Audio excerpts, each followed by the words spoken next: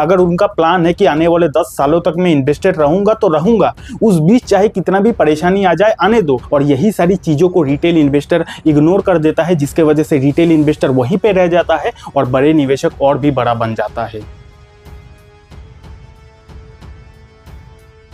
जब शेयर बाजार गिरने लगता है, जब शेयर बाजार क्रैश होता है, या फिर जब आपका जो इन्वेस्टमेंट वैल्यू है वो गिरने लगता है, उस समय आप क्या करते हो? रोते हो, चिल्लाते हो, टेंशन लेते हो, या फिर ज्यादा से ज्यादा आपने जो शेयर को खरीदा है, फंड को खरीदा है, उसको बेच देते हो टेंशन के मारे। लेकिन क्या आपको पता है कि जो शेयर बाजार का सक्सेसफुल इन्वेस्टर है, जो शेयर बाजार के बड़े बड़े निवेशक है, वो लोग गिरते हुए बाजार में ऐसा गलती नहीं करता है, बल्कि वो लोग जो शेयर बाजार के बड़े बड़े निवेशक है, वो लोग गिरते हुए शेयर बाजार में भी 10 ऐसा काम करते हैं जिन 10 काम करने के वजह से उनका गिरते हुए शेयर बाजार में भी फायदा हो जाता है।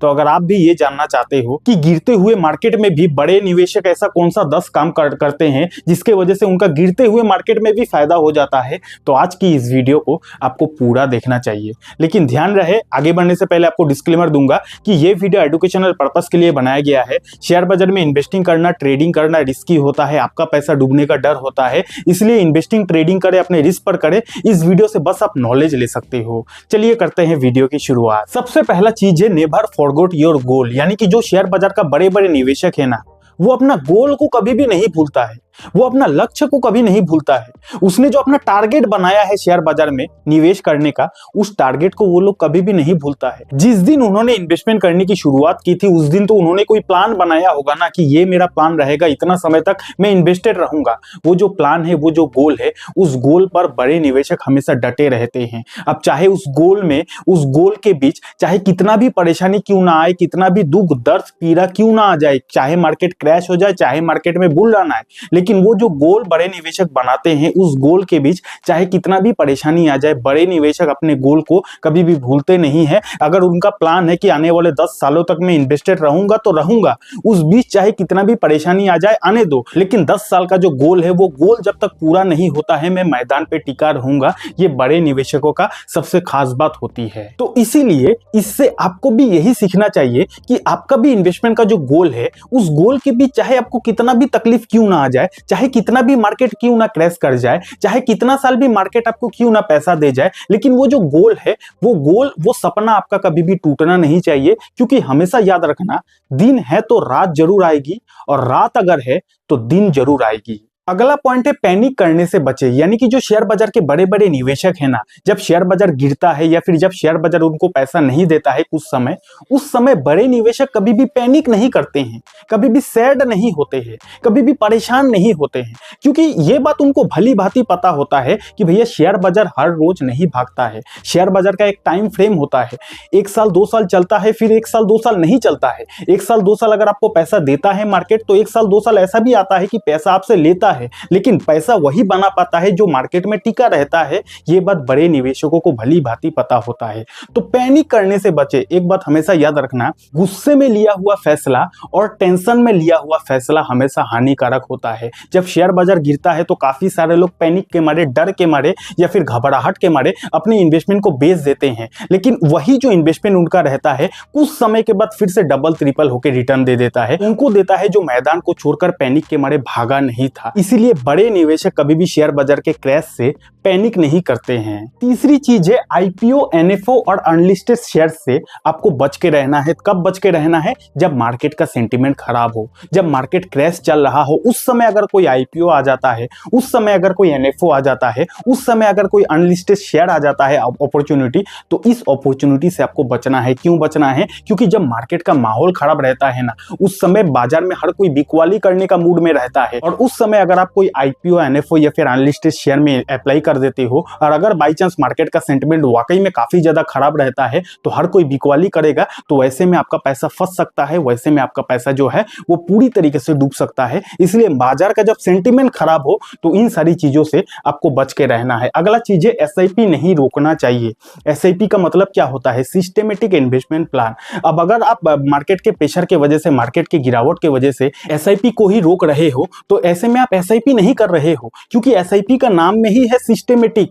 तो सिस्टमेटिक का मतलब क्या है कि एक सिस्टम है, मार्केट चाहे ऊपर रहे, मार्केट चाहे नीचे रहे, हमें इन्वेस्टमेंट करते रहना है। This is the SIP, systematic investment plan, यानी कि सिस्टम को फॉलो करते हुए इन्वेस्टमेंट करना। अब अगर मार्केट कभी ऊपर है तब आप एसआईपी में पैसा डाल रहे हो, मार्केट गिरता है, क्रैश करता है, उस समय आप एसआईपी को रोक रहे हो, इन्वेस्टमेंट को बंद कर दे रहे हो, तो आप एसआईपी नहीं कर रहे हो बल्कि आप नाटक कर रहे हो। इसको ऐसे ही बोलूंगा मैं, नाटक कर रहे हो। क्योंकि जब मार्केट ऊपर है तब अगर आप एसआईपी करते हो, पैसा इन्वेस्टमेंट करते हो, उस समय आपको ज्यादा भाव का एनएवी मिल जाता है। और आपको एसआईपी में प्रॉफिट कब होगा? जब आप कम दाम में एनएवी को इकट्ठा करोगे और उसी एनएवी का भाव जब बढ़ेगा तभी ना आपको एसआईपी में फायदा होगा। तो रिटेल इन्वेस्टर इसका उल्टा करते हैं, जब मार्केट ऊपर रहता है तब एसआईपी में इन्वेस्टमेंट करते हैं, जैसे ही मार्केट गिरता है, क्रैश करता है, उस समय अपने एसआईपी को बंद कर देता है। लेकिन बड़े निवेशक जो है, जो स्मार्ट इन्वेस्टर है, वो हमेशा मार्केट का क्रैश का इंतजार करते हैं। उनको भली भांति पता होता है कि भैया जब मार्केट गिरेगा मेरे को जो म्यूचुअल फंड का यूनिट्स है वो कम भाव पे मिलेगा, तो कम भाव पे खरीदेंगे, ज्यादा भाव पे बेचेंगे, तभी ना शेयर बाजार में फायदा होगा। तो इसीलिए जब भी मार्केट गिरता है, जब भी मार्केट क्रैश होता है, उस समय अपने एसआईपी को कभी भी रोकना नहीं चाहिए। क्योंकि जब मार्केट गिरता है उसी समय तो अपॉर्चुनिटी होता है कि म्यूचुअल फंड का जो एनएवी है वो हमें सस्ता भाव पे मिल जाए।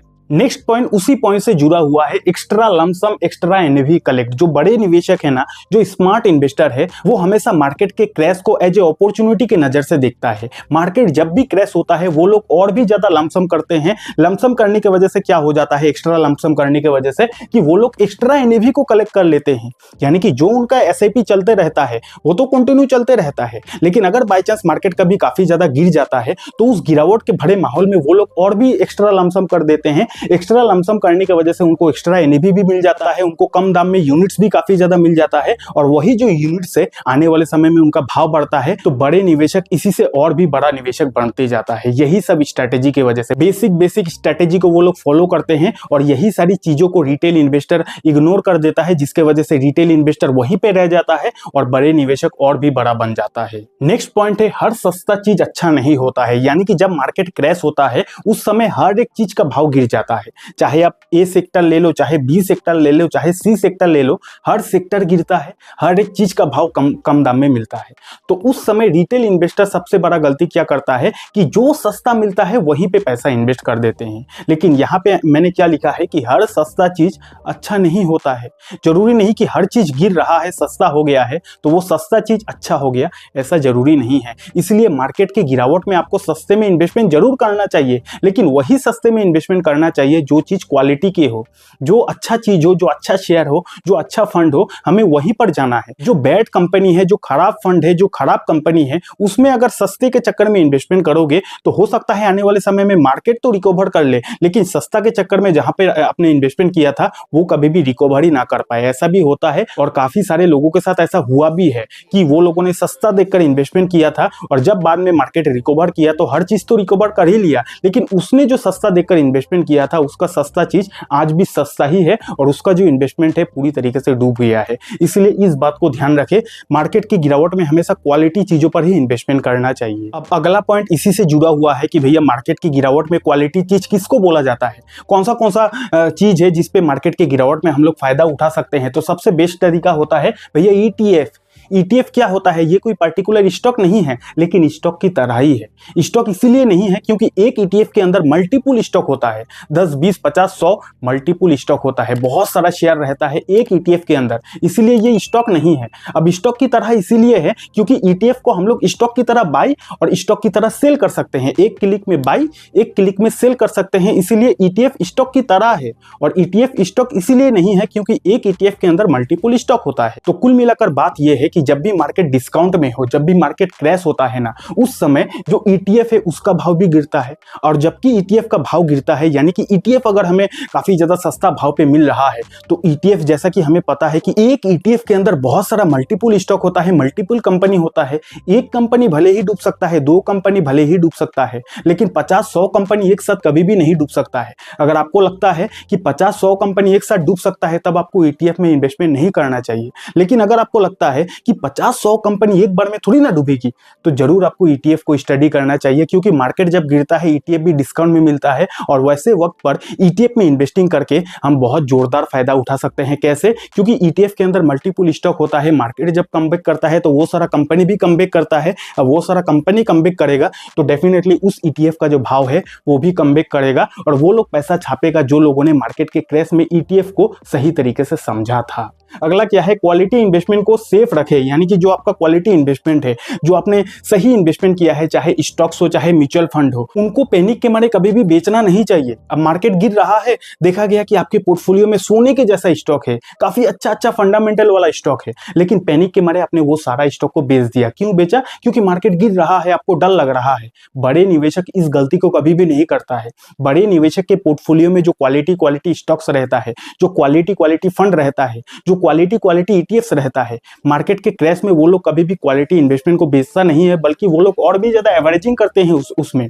ठीक है, तो इस बात को आपको ध्यान में रखना है। अगर आपके पोर्टफोलियो में भी क्वालिटी चीजें हैं तो क्वालिटी चीजों को बेचने से पहले 10 बार सोचिएगा, एनालिसिस कर लीजिएगा, क्योंकि जब मार्केट गिरता है ना तो उस समय खाली आपका पोर्टफोलियो नहीं गिरता है, हर किसी का पोर्टफोलियो गिरता है। टिकता वही है जो भागता नहीं है। लास्ट पॉइंट है पेशेंस, यानी कि बड़े निवेशक के अंदर ये चीज कूट के भरा हुआ रहता है, उनके अंदर काफी ज्यादा धैर्य रहता है, पेशेंस रहता है। और ये जो इन्वेस्टमेंट की जर्नी है, इसमें अगर आपके अंदर पेशेंस नहीं है तो आपको आज के आज ही इन्वेस्टमेंट को छोड़ देना चाहिए। तो ये पेशेंस आपके अंदर होना चाहिए। हो सकता है आपने इन्वेस्टमेंट किया शेयर बाजार में, चाहे आपका क्वालिटी स्टॉक्स क्यों ना रहे, चाहे आपका क्वालिटी फंड क्यों ना रहे, लेकिन हो सकता है 6 महीना साल भर तक आपको रिटर्न पैसा बनाकर ना भी दे सकता है, ऐसा भी हो सकता है। क्वालिटी शेयर है, इसका मतलब ये जरूरी बिल्कुल भी नहीं है कि आपको हर महीना पैसा देगा, जरूरी नहीं है।